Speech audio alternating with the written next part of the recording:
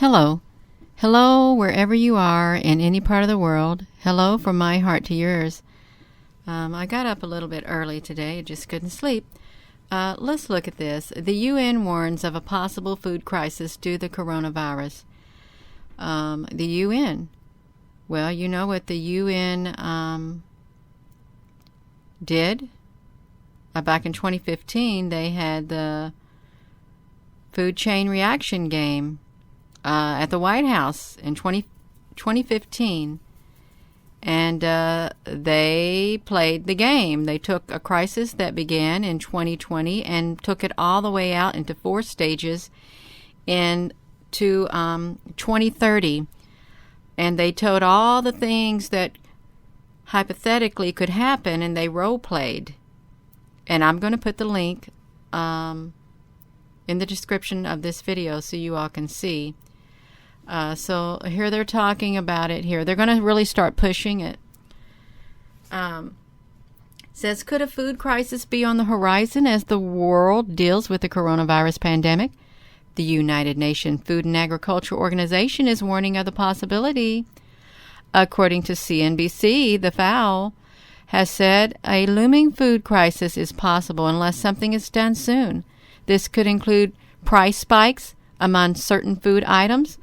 Well, yeah, according to their food chain reaction game, prices would spike 141% and go up to around 300 some odd percent.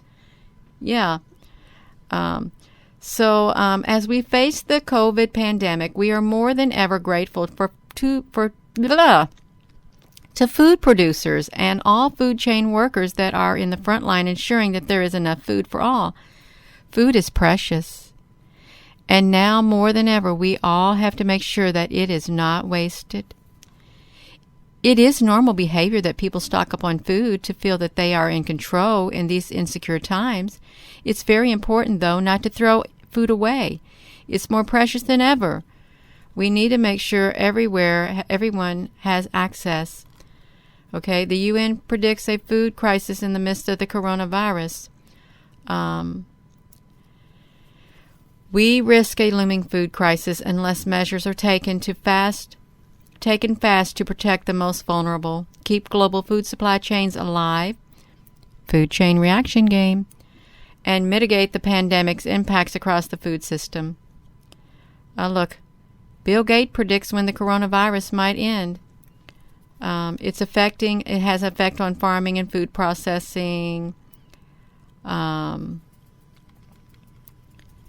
Global problem calls for a global response.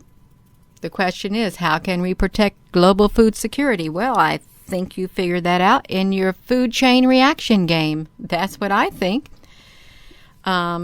Here is how countries can mitigate the risk of the disease of food and nutrition. See them right there. Continental Africa Room 2003. The food chain reaction crisis simulations ends with global carbon tax. Climate hunger, civil unrest, and spiking food prices came together at the food chain reaction game in Washington, D.C. this week. Cooperation mostly won the day. So that's what happened. So the game took the players from the year 2020 to 2030. And food prices approaching 400% of the long-term average. A raft of climate-related extreme weather events, governments toppling in Pakistan and Ukraine, and famine and refugees in Bangladesh, Myanmar, Chad, and Sudan. So I am going to put the PDF link to the game. So you can see that yourself, okay? The realism of the exercise exceeded expectations, said former U.S. Senate Majority Leader Tom Daschle, who acted as a mentor. It's much closer to the real world than you think. You got that right. The people who play here are very committed and very serious. I am sure they're very, very serious. The most eye-catching result was a deal between the U.S. and the European Union, India, and China, standing in for the top 20 greenhouse gas emitters to institute a global carbon tax and cap the CO2 emissions in 2030. I think that's what someone is going to do. So yeah, this is very interesting. So it says in the fake of steep price spike with looming global food shortages in 2022, the European Union at one point suspended its environmental rules for agriculture and introduced a tax on the meat.